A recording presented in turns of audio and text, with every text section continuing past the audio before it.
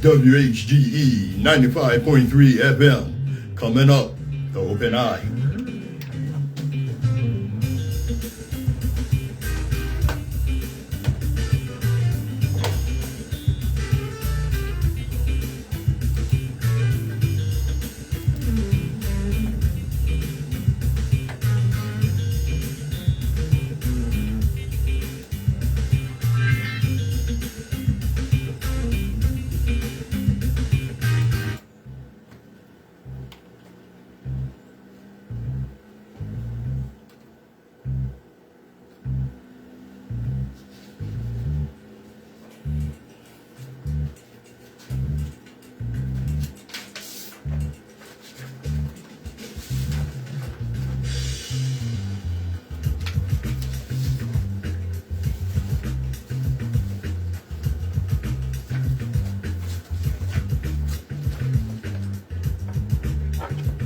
Those of us that indulge in or commit intellectual violence don't do so for the pleasure of mental masturbation or ego diddling. We do so because the chains of oppression on our people's minds are deep and difficult to remove. Good morning, my children of the sun. Welcome to the Open Eye on WHGE 95.3 FM. I'm your host, Third Eye Optometrist, Patrice Gibbs, here to get your eye open, here to get you started, give you a clear view of what's going on in the world. And as we always start, every generation has its purpose. Ours is to reveal the truth and reverse the brainwashing. Yes, indeed. And that's what we do here. We will reverse your brainwashing. You keep hanging out with me, I'll teach you to fly. All right, let's get our disclaimer out the way. The views and opinions expressed on Open Eye are those of the hosts, guests, and contributors, and do not reflect the policy or position of WHGE 95.3 FM, nor our sponsor, the Delaware Center for Homeless Vets. Any content provided by Open Eye's hosts, guests, or contributors are theirs and are not intended to malign any religion, ethnic group, company, or individual. All right. Well, I've been beating the bush and doing what I do for my occupation, which is helping veterans get off the street. Okay, and during those times that I'm beating the bush, I meet a lot of new people, and somehow we get into the discussion about what else I do. So we have some new listeners. Come on now. Wait a minute. All right. Okay, so we have some new listeners on the Open Eye. And as I do occasionally, I want to let them know what the Open Eye is about. So, about the Open Eye radio show. This is a quote from Edward R. Murrow. The speed of communication is wondrous to behold. It is also true that speed can multiply the distribution of information that we know to be untrue. And in today's climate, dealing with the orange disaster being in office and how adverse they are to telling the truth. How can you tell the orange disaster is lying? And open his mouth, of course. And, another quote from Edward R. Murrow. I simply cannot accept that there are on every story two equal and logical sides to an argument. That just doesn't make sense. Either you're right or you're wrong. Hey, what's up, Steve? I see you, bro. And of course, who owns most of the media?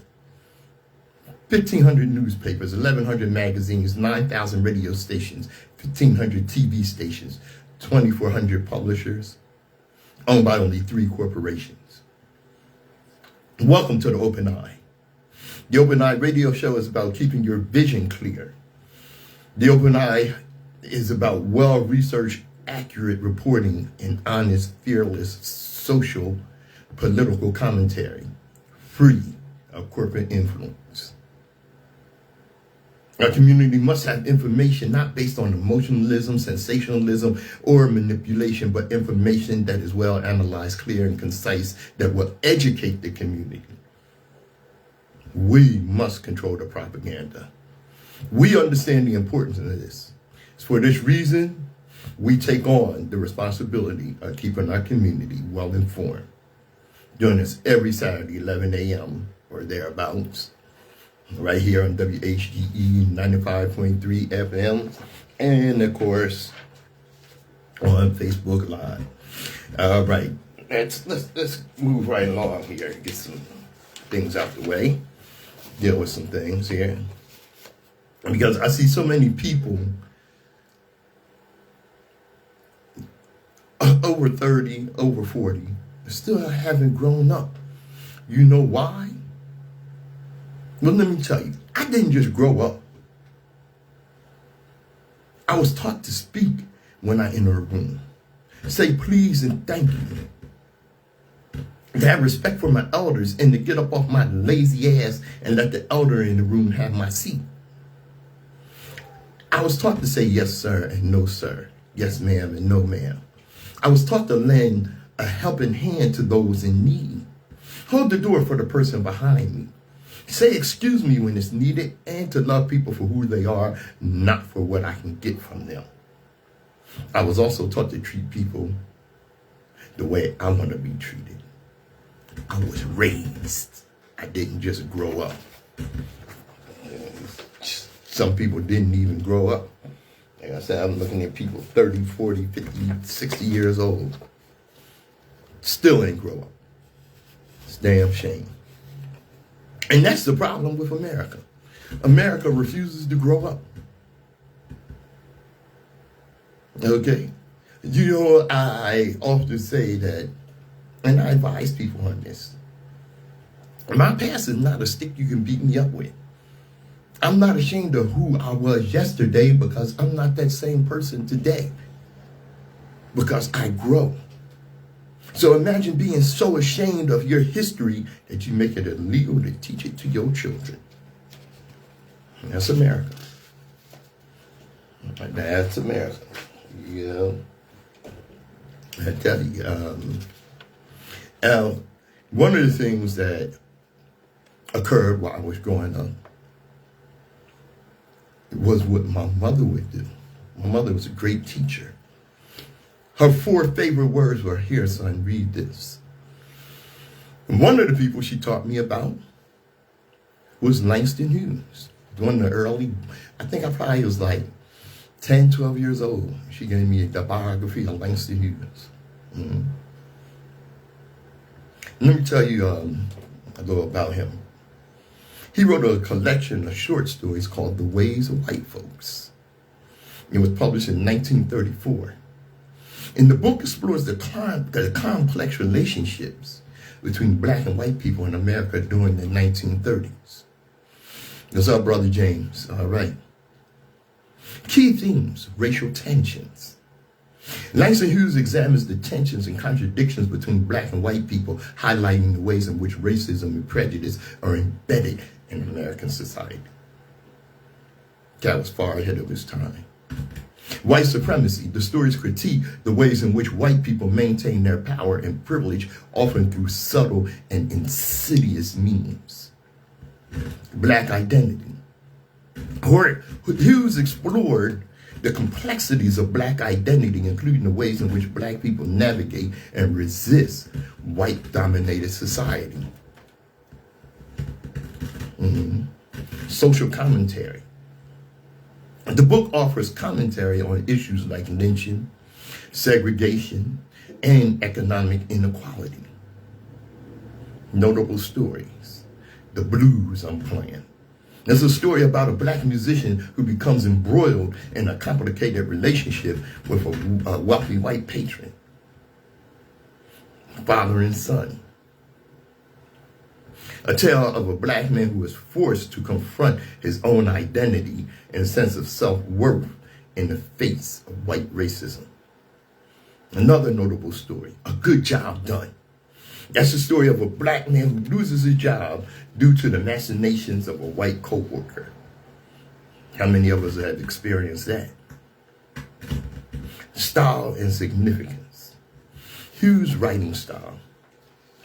And the stories are written in Hughes' characteristic lyrical and expressive style, which blends elements of jazz, blues, and poetry. Social realism. The book is an example of social realism, a literary movement that focuses on depicting the harsh realities of everyday life. Influence and legacy. The Ways of White Folks is considered a significant work in the Harlem Renaissance. A cultural and literary movement that celebrated African-American art and identity.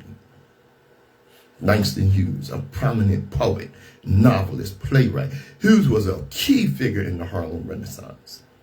The book was written during the Great Depression, a time of significant social and economic change in America.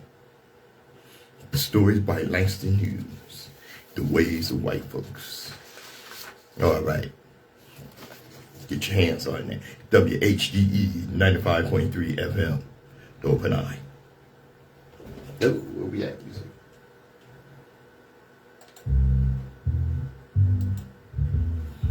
All right.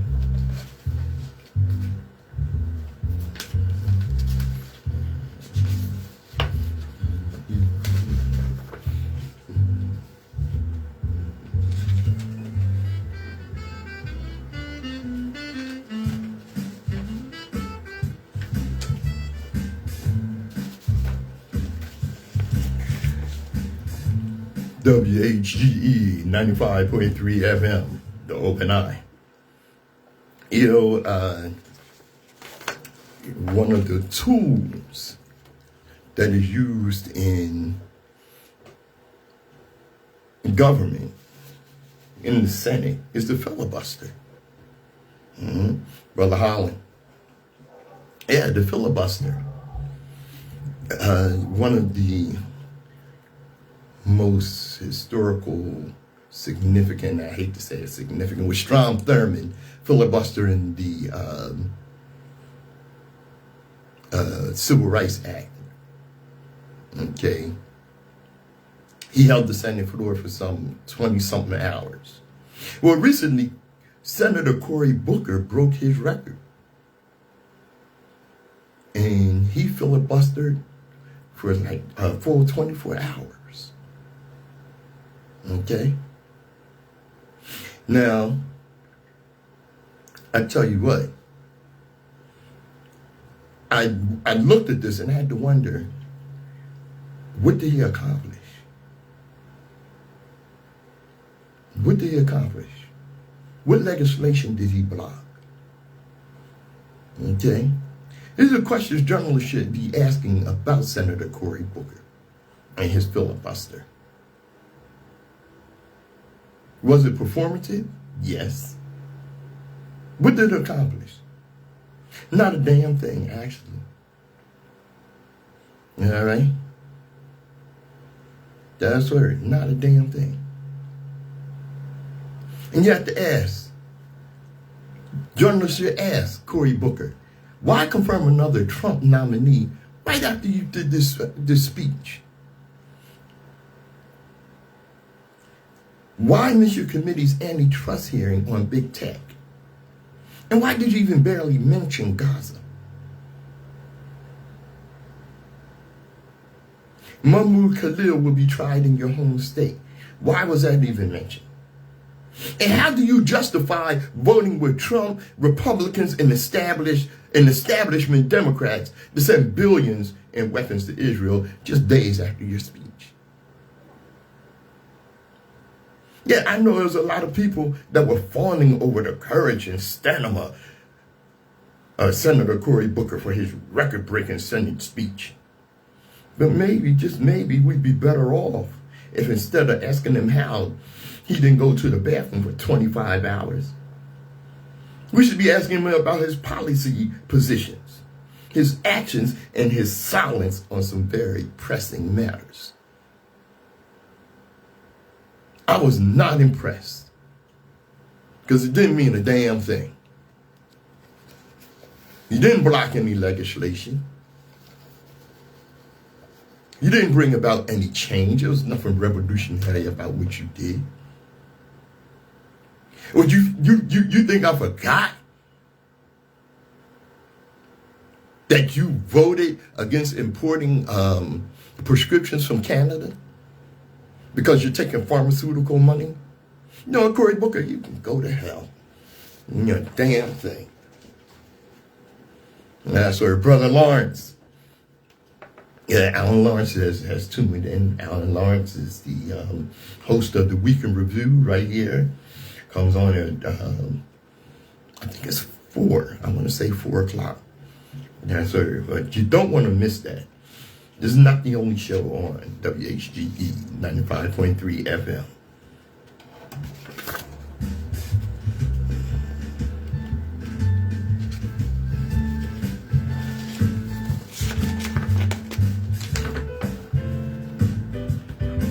All right. Third Eye Optometrist here. Let me tell you something. Christian nationalism is one of the phoniest, craziest cults. Okay? I saw a guy interviewing some of these MAGA people who claim to be Christian nationalists. That's nothing but the KKK, the Ku Klux Klan, wrapped in a flag, in American flag, and carrying a Bible that they ain't even read. You wouldn't even know where to start. And one of the things that this guy asked is, Jesus, is not from America. Would you have a problem with him coming here? And the lady that he was interviewing said, as long as his paperwork was straight. Jesus! As long as Jesus' paperwork was straight, he could come here.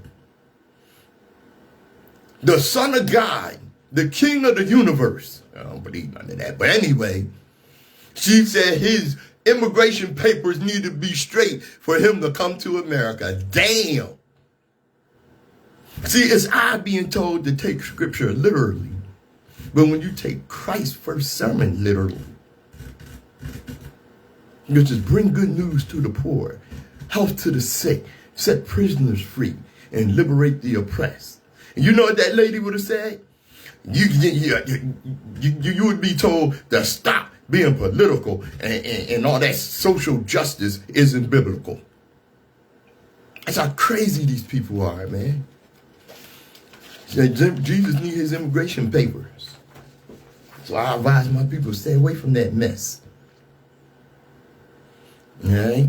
I forgot this scholar's name, and I didn't write it down on the quote. But at any rate, the slave Bible is a Bible of pacification. That's the Bible that our people were given. The interesting thing is, if the slave owners gave you something, you think they gave you something to empower you? They think you gave our ancestors something to empower you? We let go of everything. But then we won't let go of that. And many of us really still hold the slave Bible. It's just been modified to make it more palatable. Because it's a Bible of pacification. The Bible was created by degree by those who had a slave society. It was adopted by Romans who had a slave society. It was used by the Portuguese, the Spanish, the English. And the English gave us the latest version, the King James version. King James. Could you imagine a King James he's kind of like Abraham. He's a horrible person. Killed all his wives. Yeah. He killed all his wives. He was a pedophile, raping children, raping 14-year-old boys. King James. This is where you get your Bible from. And when his mother caught him on his crap, he had her killed. Killed his brother too. Yeah. And these deranged people have given us the Abrahamic faith and the one King James Version. And in this Bible, and you can Google it. How many times is the word slave mentioned in the Bible? Now, what does religion, the freedom of your soul, where does slavery fit into that? Where does it fit into that? WHGE 95.3 FM, the Open Eye. Hey, hey, darling.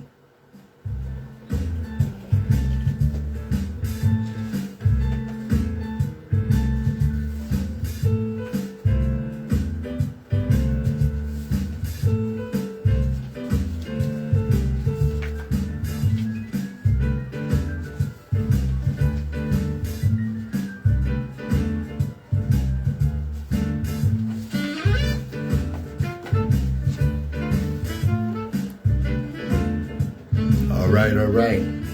Third Eye Optometrist here. You know, there was a political group called the Know Nothings in the 1800s. They ain't know nothing, and they were proud of it. And they're still here. They're still here. There's a cult of ignorance in the United States, and there always has been. The strain of anti-intellectualism has been a constant thread winding its way through our political and cultural life. Nurtured by the false notion that democracy means my ignorance is just as good as your knowledge. No. Look, this is how we get here. That ignorance. Oh, he's going to do something for the economy. You know, let's do a little comparison here. Not that I'm a big fan of Democrats, but Republicans are just the worst. And you know, one of the big things they always talk about is the deficit. Yeah. And whenever whatever party is in office, you can tell who is best for economic future by what they add to the deficit. Now, Jimmy Carter added $25 billion to the deficit. Followed in office by the Republican demon, Ronald Reagan made roast in hell and made the devil sodomize him with a pitchfork. He added $74 billion. Now, that seemed bad at the time, but you just wait. Because George H.W. Bush added $102 billion to the deficit. Bill Clinton reduced the deficit by $383 billion, leaving the budget in surplus when he left office. One of the few presidents to do that. Now, I have some problems with the way he did it. But moving right along. George W. Bush added $1.54 trillion to the deficit.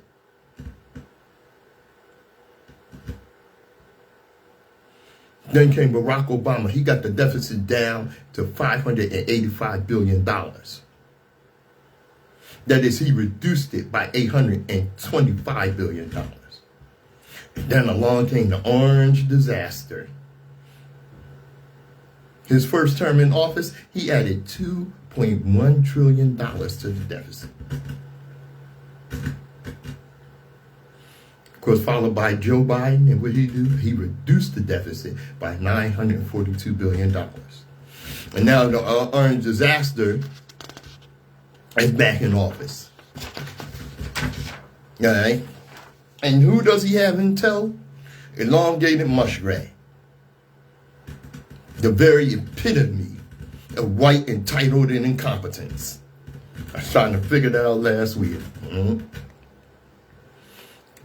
Elon Musk is the richest man in history. No. He's not the richest man in history. That was Mansa Musa, the great Maui king. Now, you heard what is that, Carnegie Hall, the Kennedy Center, and I can name off a few more that are named after wealthy people who actually tried to give back in spite of their greed and sickness. But isn't it weird there are no Elon Musk hospital wings? No Musk libraries? There's no Elon Musk schools? Are there any philanthropic causes that have Elon Musk's name on them? Hell no. Well, has he ever done anything to help another human being? No. And he has no intention. You know what he said? And this is a quote. He said, the fundamental weakness of Western civilization is empathy. And he has no empathy whatsoever in him. And a piece of ish is what he is. That's what he is. Mm-hmm. Now, as we watch the things go on that the Trump regime is doing, they're doing everything they can to hurt America. And of course, their cult, the Trump cult, doesn't see that. Look, he just announced his new plan for auto-genocide. He will now proceed to make medication far more expensive, which will lead to millions of deaths. We're going to tariff our pharmaceuticals. We're going to be announcing very shortly a major tariff on pharmaceuticals. And you know, the stupidity is that these people already consider healthcare a privilege. That's how sick they are. And you have to wonder, what's wrong with these people?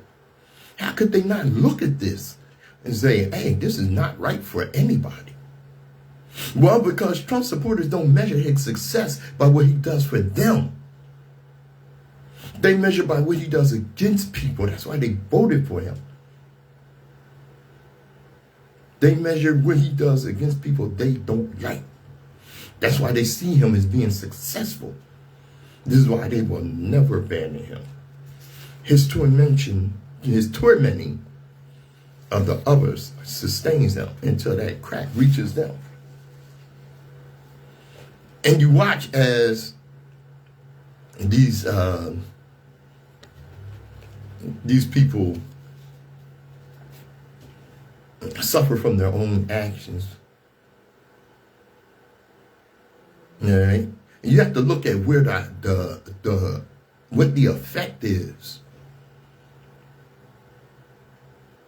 You look at the U.S. states with the highest poverty rates: Mississippi, West Virginia, Arkansas, all red states. Now, New Mexico is right up in there, even though it's a purple state. Louisiana, Alabama, Oklahoma, South Carolina, Tennessee, North Carolina. Georgia is a purple state, but fit in there too. And what do all these states have in common? They're all red states. They're all in the South, and they're all of the Confederacy. It's only in America do regular folks fight against things that would actually help them, like free healthcare, free college, fair working conditions, just because rich people convinced them that it was bad. Hey, Sherry, I see you, sister. Yeah, that's right. Yeah. And they've been doing that since before the Civil War, allowing rich white people to convince them that anything that helps anybody is bad for them. Poor white people should know that they're voting against their best interests. How many times have you heard that? Poor white people need to see the light. They're voting for rich billionaires. That doesn't help them. How many times have you heard that? This is from Sister Alexandra. On her TikTok page, she calls herself Alex Rosen. Oh, they see the light. They know what they're doing. They know that they're voting against their interests. They know, and they don't care. They're angry and upset that the whiteness that has not saved them from the doldrums of being poor.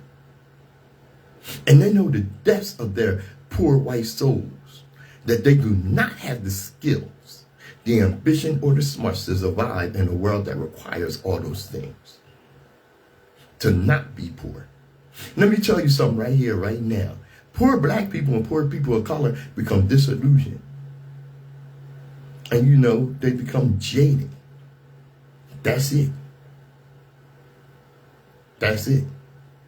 Poor white people, on the other hand, become domestic terrorists and mass shooters. This is why our efforts to build bridges, to build community, to reach across the aisle, to do all those things fail. And time again. Because we're dealing with a group of individuals who know and they have experienced generations of life-altering poverty as a result of actions from other white people who are wealthy and privileged. And they know good and goddamn well that black people just got the right to vote less than 60 years ago. So it's not black people, and it's certainly not immigrants and people of color who are making policy and legislative decisions that render poor people, or excuse me, poor white people, poor. It's not black people and people of color making those policy decisions. It's other white people, privileged, college-educated white people who are making those decisions, and poor white people know this fundamentally.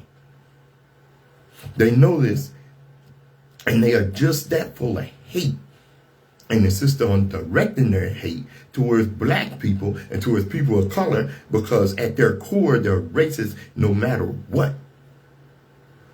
That's what you got to understand about white supremacy and about many white people in general. No matter how disenfranchised they may be, on the basis of income, on the basis of lack of education, on the basis of disability, on the basis of neurodivision, on the basis of LGBTQ status, whatever. They're still white. And they still cling to that white privilege, especially when they have no other privilege or system of power with which to cling to. That is why trying to build community and solidarity with many poor people, especially in rural areas, falls short. Even when there are poor white people who see the vision, who see the light, and try to rally their Caucasian brothers and sisters to arms. Those poor white people who see the vision, they're vastly outnumbered, outgunned, outmanned by these other poor white folks who sit up there generations of rural poverty and vote for someone like the Orange Disaster. Okay? And that's it. Generations. And most of them, they have no idea what white privilege is because they're poor. Okay? Well, white privilege is having problems and what have you that are not caused by your color. And most of those living with white privilege do everything they can to destroy themselves. WHGE 95.3 FM. This is the Open Eye. Yeah, Brother Holland, I will give you a call. And we may do a special broadcast or something along those lines. We'll see. All right, moving right along.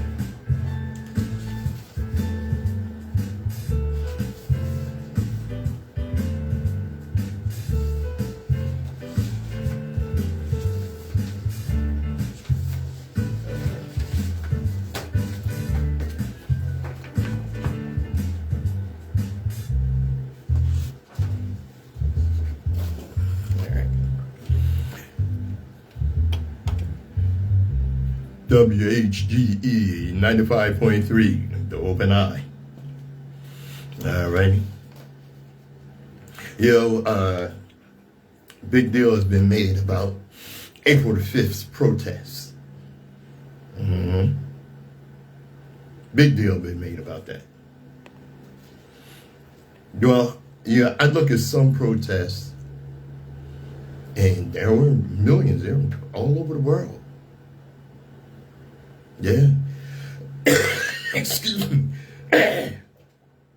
In spite of the press coverage being really weak, and they really want to talk about all these people out there. Let me say this. I want to thank you, and I'm so proud of my people that understood the assignment and listened to the ancestors' voice. And said, stay your black ass home. Because that's what most black people did. You saw, spots and what have you, Saw little chocolate chips in the cookie here and there. All right. They weren't Chips Ahoy with plenty of chips. No, because most black people understood the assignment. Now, I have to say, I looked at these protests and how peaceful they were. And why? Well, first of all, the protests were held on a Saturday. Okay? The idea of marching and protesting is to disrupt the society. The protests on the Saturday when, most corporations are closed and people got the day off. Traffic is not what it is during rush hour, during the week.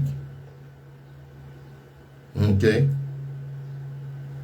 You really didn't disrupt a damn thing.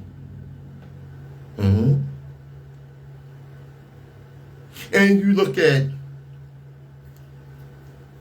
the fun that some of these protesters were having. It's really a nice big social gathering.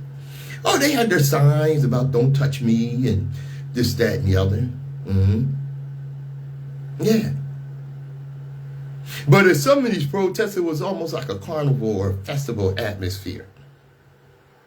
In some of these protests, they actually have the little kiddie bounce thing, where the kids can go up and jump up and down. And vendors out there with hot dogs and water ice. And they were so peaceful. You have to wonder about that. How were they so peaceful? Because we listened to our ancestors and stayed the hell home. Stayed your black ass home. Because if there had been black people out there, okay, not one person got tear gassed. No one got beat with batons or shot with rubber bullets. The Dallas police actually shut down the roads to allow people to walk over where JFK was assassinated. Yeah. That's right. So when you hear black people saying the ones who decide to protest in other ways, like protesting, because protesting is not the only way of being on the front line. All right? They actually shut down the streets to allow the protest to continue. You think they did that if black people was out there? No way in hell. Hey, Maryland, freedom, I see y'all. Had it not been majority white people marching, would the outcome have still been the same? That's a serious question. The outcome would have been a lot different, and we all know it. And if we're being real, it's not our job. It's not our job to dismantle white Christian nationalism. It's not our job. Okay? We did not create it. We don't benefit from it. It's not our job to dismantle it. It has to be dismantled from within by the very people that created it and benefit from it inherently. Because and see, this is the ignorance once again. Most of them don't realize the damage that they do to themselves. And they don't care. And I've said this many times. In Kentucky, I saw this white man. He'd been voting Republican for years. He's living in abject poverty. His house is a shack and just a goddamn mess. He's on food stamps. He relies on social services to survive. And he votes against that. And when he was asked, how can you continue to vote against your own economic well-being, your own social well-being? And he said, we don't care if it hurts us as long as it don't help them. It's the society we in. WHGE 95.3 FM. This is the Open Eye.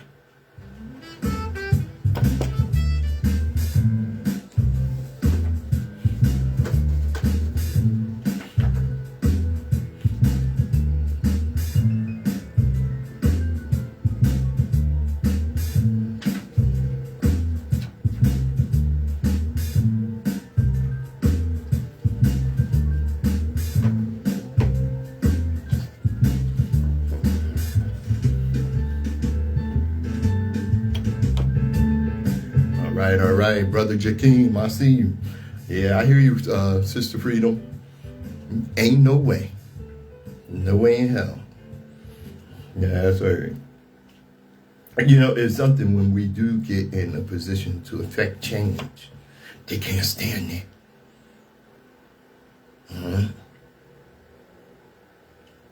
Tell you about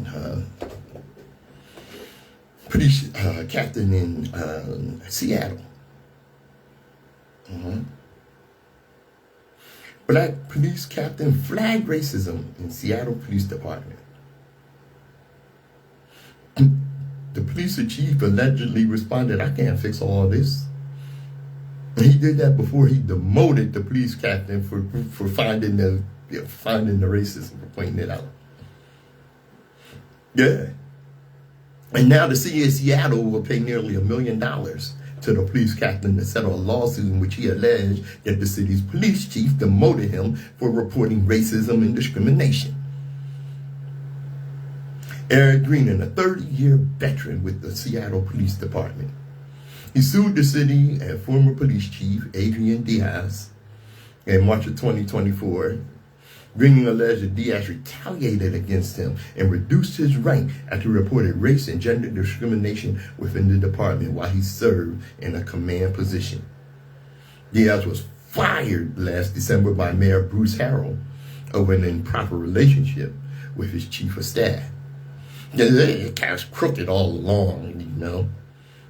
According to the complaint cited by King 5 in the Seattle Times, Greenan, who has been with the Seattle Police Department since 1994, joined the command staff as an assistant chief in 2017, where he sometimes served as acting chief.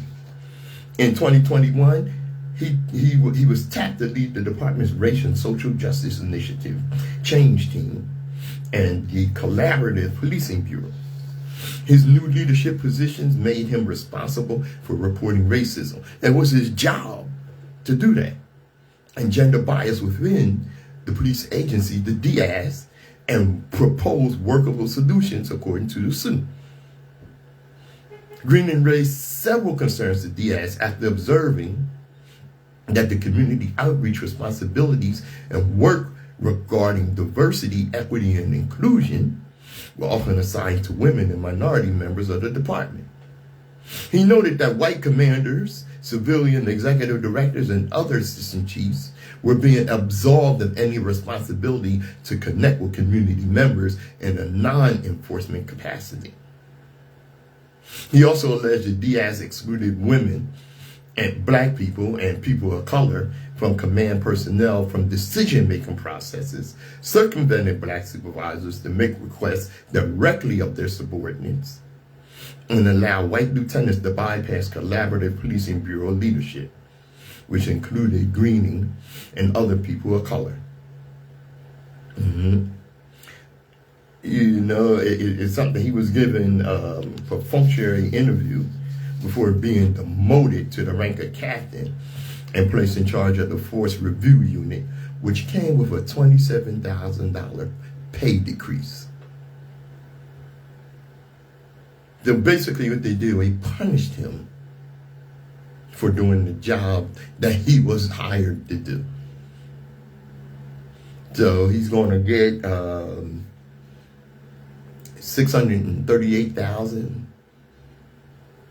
And he also received $73,000 in back wages, and you know, for his salary as assistant chief. Basically, it's going to add up to $1 million. Yeah, they would rather, and they'll keep doing the same crap. They would rather pay than actually do anything about the problem. And then go like, oh, well, you know, black people are really dangerous. They're the cause of violence. That's that 50-13 lie that they tell. Black people is 13% of the American population are responsible for 50% of the violent crimes. And I guess the other 50% is everybody else. Which is one of the reasons that, you know, that they use about deporting all these immigrants. Let me tell you something, 29 Americans in 2023 were killed by an immigrant. Oh my God, 29. And all the millions of Americans here. 8,842 Americans were killed by white men. Who's more dangerous? Who's more dangerous? Yeah. And by now, I would think that most of the listeners, most of the open-eyed listeners have heard about Carmelo Anthony. Okay. As the teenager accused of stabbing a fellow high school student to death at a track meet, he told police he was acting in self-defense, warning the victim, touch me and see what happens, seconds before a knife was rammed into the victim's chest. The confrontation happened April 2nd at the Frisco Independent School. At the Frisco Independent School District's Kukendall Stadium, north of Dallas. All right, and this is where the UIL District 11-5A track meet was taking place. And you know, it's something now, I'm reading from this article because I wanted to bring the story to you. And as I'm reading it, I'm running into some problems here. And that is the way Austin Metcalf, as we keep being referred to as the victim, 17-year-old Memorial High School student.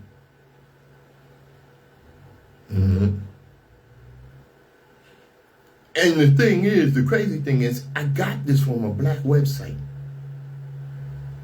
And the wording, it just keeps throwing me off. And I'm going to go through here because there's a part in here, all right? They keep calling this young white kid the victim. Because in my opinion, he was a victim of his own actions. He was a victim of his own racism. He was a victim of his own bullying. Yeah, he couldn't just let this young black man live and let live. It's from Kevin Hayes. The truth about Carmelo. Let's set the record straight. Enough with the misinformation. Let's talk about facts. It's normal for students from different schools to gather under another school's tent. It was raining. Carmelo had friends there. He wasn't trespassing or looking for trouble. The claim that one of the twins had never seen Carmelo before, that's a blatant lie. No student has the right to remove another student from a school-owned tent. The school owns the tent, not them twins. No racist bastards. Carmelo is a track athlete. The twins were not. They even had no reason to be there. He wasn't even expecting to see them there. Now here's what they don't want you to know. The twins didn't ask him to leave. They demanded he leave, and then they tried to jump him. Before attacking him, they tried to take his belongings. They broke his phone and stomped on it. And they're known bullies. Known bullies. So ask yourself, if a 200-pound plus attackers come at your child, what would you expect them to do? And yet, despite everything, the media is trying to destroy Carmelo's name. They keep posting a picture of him with an airsoft gun. Not even a real firearm to manipulate public perception. Why? Because they want to paint him as a criminal instead of the victim. He was a victim of their bullying and racism. Let's talk about who this young man really is. Carmelo Anthony is a respectful, well-mannered young man. He is a 4.0 student with multiple college offers. He's a young man with a zero criminal history, not even a goddamn blemish.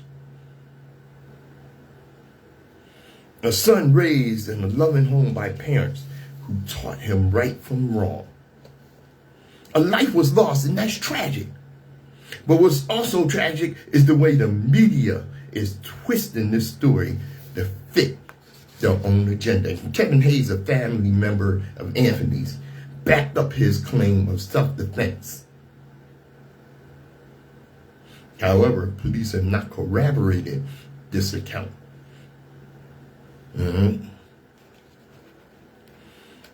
Yeah. He said Metcalf Anthony, as he was led away by the police, he said this dude put his hands on him. He was supposed to stand there and take it.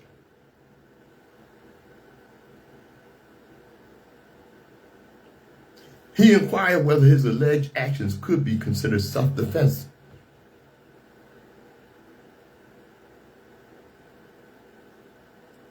Yeah. Yeah, and he said, the cop said, well, you're the alleged perpetrators. Yeah, he said, no, I'm not alleged. I did it. I protected myself. Last thing in the world we're supposed to do. All right, a person claiming self-defense cannot provoke the incident and then claim self-defense. Well, he didn't provoke the incident. He's minding his own business, and these fools came over there and attacked him. Well, we don't know if it's a racial thing or not. The hell? This is not a race issue. This is not a black-white issue. I don't want someone stepping up on their soapbox trying to politicize this unless you were there, unless you saw it. And that's what one of the twins' father said, Metcalf. Now, hey, you know what? Obviously, you did not teach your children They keep them hands to themselves to allow people to live and let live, especially if they were black. And now we have Carmelo Anthony. As far as mainstream society, he's guilty until proven innocent. WHGE 95.3 FM, the Open Eye.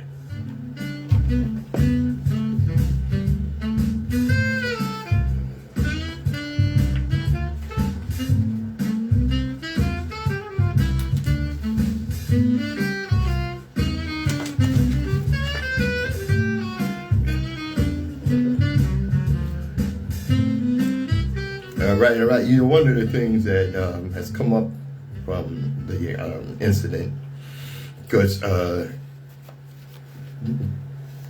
he was given $1 million bond, Carmelo Anthony. It's going to take $1 million for him to be bonded out. So there's a fundraiser, as well there should be, to help him out. Okay, the online fundraiser for Carmelo Anthony, the Texas teen track athlete, accused of stabbing Austin Metcalf. The fundraiser has raised close to $450,000. Yeah. With $353,000 and climbing. Using the Gibbs Go platform, Anthony's family chartered the Help Carmelo official fund, seeking assistance and prayers during this challenging and difficult time.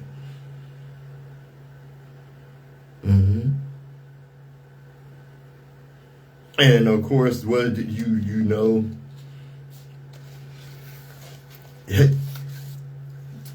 You're having a lot of backlash from white supremacists. Oh, they think it's just outrageous. All right, it's just outrageous that they're raising money for this murderer. Did you believe these people said that?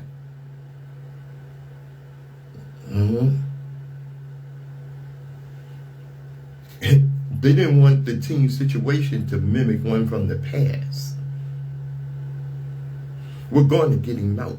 And that's what an anonymous supporter and donator said.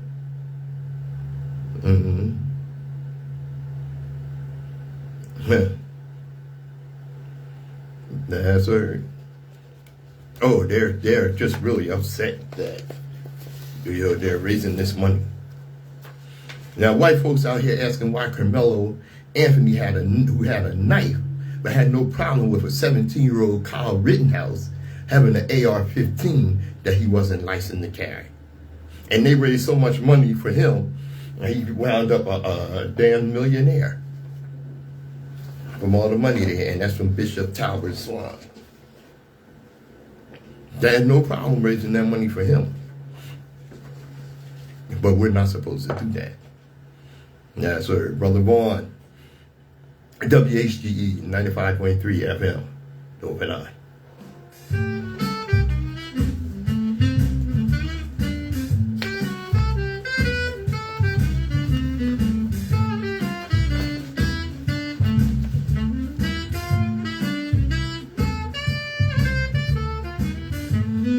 All right. Patrice Gibbs, third eye optometrist here. I'm sure by now we all know about the tariffs. You know, it's amazing how stupid these people are, and they don't understand what the tariffs are doing and the damage that the orange is actually doing with this. And you have to wonder, what motivated him and his team to do this? Well, there was a video that recently came out where they're boldly telling, he's asking some of his millionaire friends, yeah, now's the time to buy on the stock market.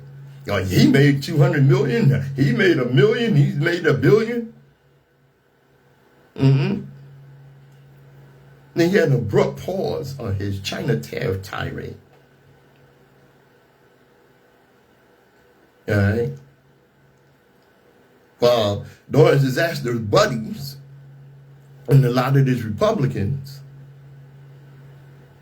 are following the rules of the stock market. Buy low, sell high. And people of America must remember that before President Trump became the most important political official in the world, he was a businessman. Really. For this reason, following his sudden 90-day tariff pause, the Democrats were suspicious that his scheme was less about Chinese imports and more about the stock markets. That's what they were. He took to social media to celebrate his tariff tirade Wednesday, writing, "This is a great time to buy." Now, I said that earlier. But insider trading. Yeah. Chinese goods are looking to go up a whopping 145%. China decided to match his gangster and retaliate with their own tariff spike on American goods. See, here's the thing. What China knows, and what a lot of y'all don't know. One, America ain't got nothing China needs. China has a manufacturing economy. America, the Lawrence Disaster and his minions are pushing the ideal that we're going to bring manufacturing back. Oh, and China put out an ad. They put out a video showing these fat, lazy-ass Americans trying to work manufacturing jobs. It ain't happening. And of course, they don't want to really bring back manufacturing jobs. Because if they bring back manufacturing to America, guess who's going to be working those jobs? Robots. Dumbass, y'all not going to benefit from that? Jeez Louise, some dumbass people, I tell you. I said it last week, 80 million stupid-ass Americans. WHGE 95.3 FM, Open Eye.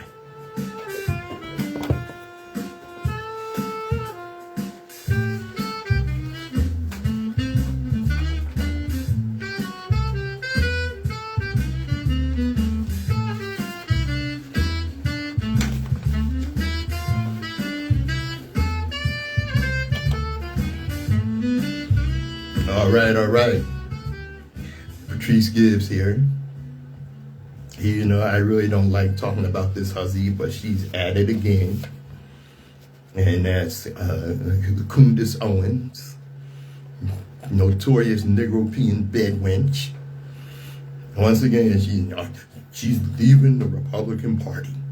And she said that she's no longer going to be dealing with this left versus right thing.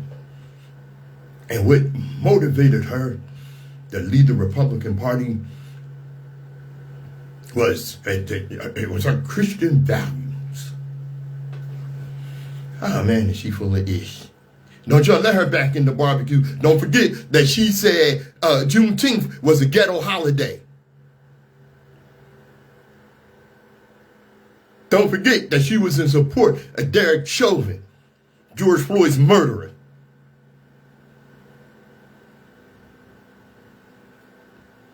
Piece of crap, man. And she's going to try to rebrand herself. No, we're not having it. Do not let that bed wench back in.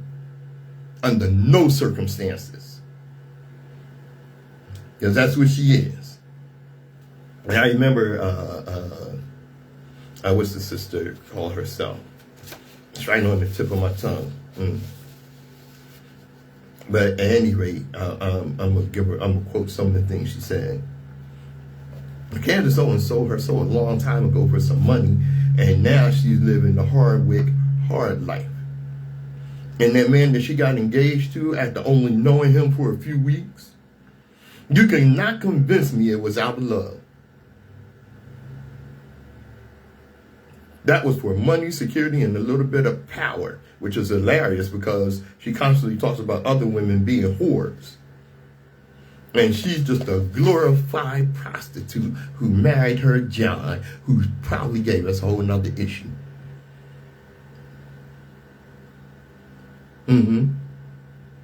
I said it before, she is chilled all the way down to her uterus, popping out those 3 babies with that man's disgusting seed. And every day she has to get up and look at herself in the mirror and probably throws up a little bit in her mouth because of the disgusting and vile legacy that she's leaving behind for her children. See, she's going to be part of that group that don't want their history told.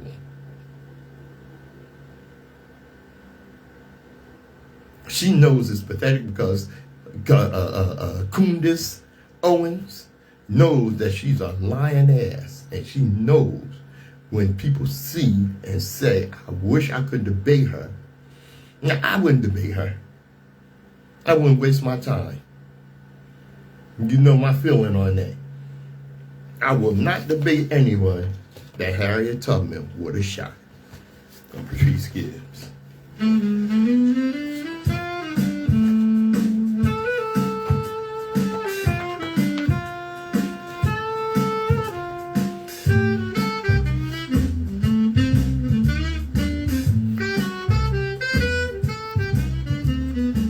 Anybody that watches Open Eye or sees Open Eye, watches Open Eye online and sees the videos, knows that I end with gas. Global Africa supremacy is coming. It's coming. Ibrahim Traoré is leading the way. Yes, I know that Africa has a lot of corrupt leaders who have sold out our people there. You have a lot waking up. Ibrahim Traoré is leading the way in spite of 18 attempts on his life. He keeps thwarting them. In the speech he said, they keep telling him about Thomas Sankara, Patrice Lumumba, and others that Westerners have murdered or got their own to murder. Got some of our own African people to murder. Yeah, I think you're right, Sherry. It's up to 20 attempts now. He keeps thwarting. He stays strapped, too. Yeah, sir. He stays strapped. He's showing leadership. Now, the Orange Disaster got up and 22 countries are banned from here. Those that are allowed to come here, they got to go through a visa process that take months and this, that, and blue, blah, boo. Oobadoo, blah, boo. This is the same idiot and said we need to get rid of daylight saving time. He said that because if your grandmom has cancer or is dying and daylight saving times come, you got less time with your grandma because they took an hour away from her. That dumbass said that. People voted for it. Yeah. Now, he don't intimidate people like the new Namibian president, Dr. Ntumbo Nandi Ndawe. She announced that U.S. citizens in Namibia will require a visa. Any U.S. citizen caught without a fully approved visa will be declared an illegal alien and treated the same way Donald Trump treats African immigrants in the U.S. There are over 500 U.S. citizens mining diamonds, gold, uranium, copper, and other minerals in Namibia without visas. They have been ordered to leave or face forced removal. And that was on April 1st. And the next day, she kicked their ass out. Namibia, one of the world's top diamond producers, is now taking full control of its diamond mines. In a significant shift in travel regulations, U.S. citizens traveling to Namibia will now require visas to enter the country for tourism purposes.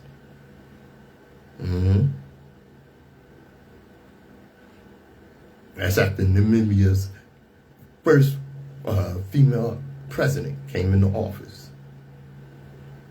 Yeah. Excuse me. She's not having it. And they're taking control of their industry, following the lead of Ibrahim Traoré. Yeah. That's right. Y'all gonna treat them like that? They ain't coming back at you the same way. They're gonna meet you with that same energy. And they ain't give a damn about their tourist season. They not putting up with it. This strategic decision was aimed at fostering fair and balanced diplomatic relations. It will affect a total of 31 countries. The list includes several Western nations, with the United States and the United Kingdom among them. They're not having it no more. It's coming. It's coming. Don't be scared. WHGE 95.3 FM, the Open Eye.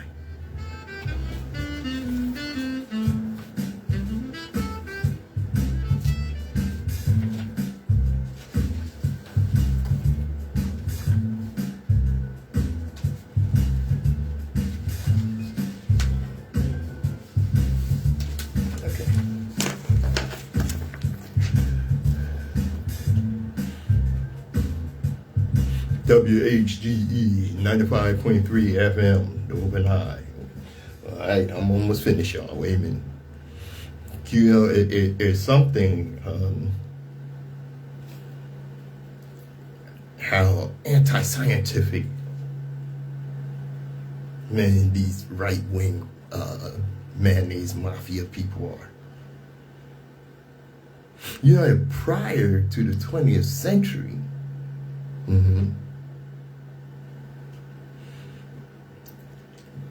science did a lot of work to try to connect black people with Neanderthals. And that's all. They did all these studies about Neanderthals. They said that their brains were tiny and that they were really didn't have the ability to survive on their own. And they used some of these same justifications to say that black people were not human and therefore not deserving of the things that human beings were deserving of. And they try to justify it by saying that we were connected to Neanderthals. And then along comes 20th century scientists, all right? And they discovered that the only people who actually shared the DNA with Neanderthals were Europeans and some Asians. Now, when they happened, what did they do? They went on this big PR campaign and tried to make Neanderthals. I had seen the movies. 1 million BC or whatever, 10,000 years ago, and this, that, and the other. Okay? They try to make Neanderthals clever and survivors and what have you. Really. Really. So here's the thing. Where they come from? Oh, yeah, you know, you got people that, of course, believe in the Bible, and you came from Adam and Eve. Adam and Eve, according to the Bible, was in the Middle East. Adam and Eve are like European names. You go throughout the Bible, there are no prophets from Europe. There are no characters from Europe throughout the Bible. So how they be named Adam and Eve? Where the hell they come from? Here's the thing. We know that the white Nefertiti that they want to bring out all the time is fake. Her actual face is carved on by her husband. Okay? The real Nefertiti. Her actual face, which is no doubt an African face, was carved by Pharaoh Akhenaten on Pharaoh Akhenaten's temple. Nefertiti was a black woman. There were no white humans in Europe until long after most of the black people that were there fled. And they fled from the monstrous, savage Neanderthal. And they went on back to Africa. Some stayed and tried to tame the savages and mated with them. Damn, y'all. And they tried to civilize them. Now, the Neanderthal human mutations, because that's what they are. These Neanderthals, they're a mutation. They were mostly hunter-gatherers. The problem was that the Neanderthal human mutants, like their Neanderthal ancestors, had calcified pineal glands and could not produce melanin. Thus, they were genetically inferior with weak immune systems and were susceptible to disease. Now, interesting thing about that, I saw a sister talking about being at work with one of her co-workers. I think she worked in a nursing home or something like that. And they were talking about a video they saw where they saw white people, and there's a black and white friends, one black, one white. Because they saw white people talking about not bathing every day and not using washcloths. And the white woman said, that must be a northern thing, because I was raised to bathe every day and use white washcloths. Now, they were talking in front of this white patient who said, I'm confused. And she said this to the white woman. Did you say you bathe every day and use a white cloth? She said, honey, you're white. You don't need to bathe every day. Our skin is pure. Told her that. And she then turned to the black one and said, I can see why you bathe every day, because you're black and you're impure. And this is their mindset.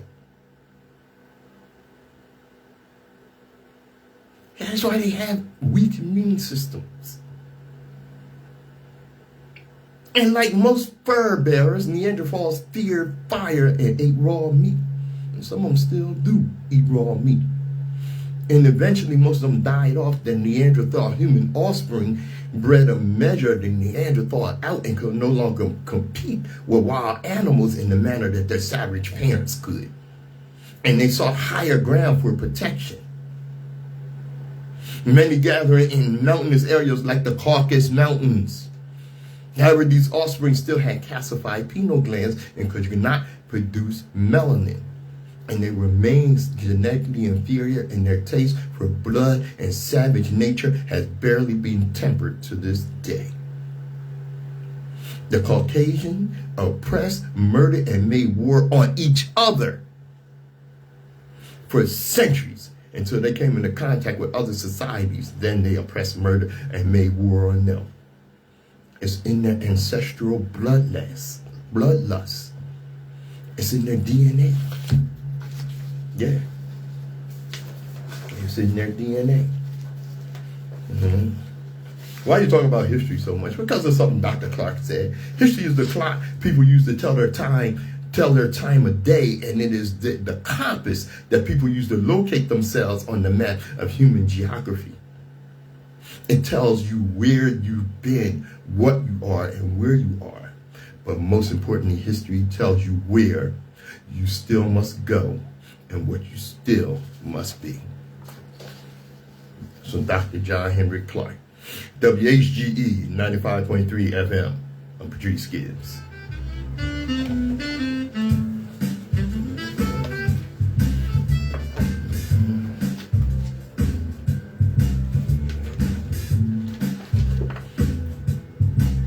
All right. I came in a little late and I went a little overtime. Luckily, nobody right behind me. 3 o'clock today, the Samantha Hollins will be on. You want to tune in for that. She has a great show. All right. I hope you learned something today, because I learned something before I got here. And as we always tell you, destiny determines who enters your life, but you decide who stays. Therefore, value those who value you, and don't treat those as a priority who treat you as an option. I'm Patrice Gibbs. This has been Open Eye on WHGE 95.3 FM. Thanks for joining me.